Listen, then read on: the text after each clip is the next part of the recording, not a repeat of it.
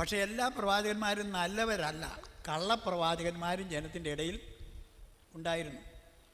ഒരു പ്രവാചകനെ ശരിക്കും വിലയിരുത്താൻ കഴിയുന്ന ഒരു മാനദണ്ഡം എന്താണ്?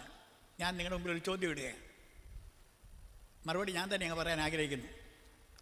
ഒരു നല്ല പ്രവാചകൻ ഒരു ഫോർട്ടെല്ലർ ആയിരിക്കുന്നതിനേക്കാളധികം ഒരു ഫോർത്ത് ടെല്ലർ ആയിരിക്കും.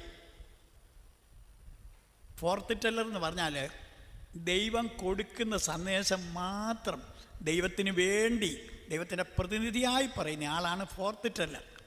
അല്ലാത്ത ആൾ അങ്ങനെ ഉണ്ടാവും ഇങ്ങനെ ഉണ്ടാവും എന്നൊക്കെ പറഞ്ഞിട്ട് കാലാവസ്ഥക്കാരൻ്റെ പ്രവചനം പോലെ മഴ പെയ്യാനും പെയ്യാതിരിക്കാനും സാധ്യതയുണ്ട്.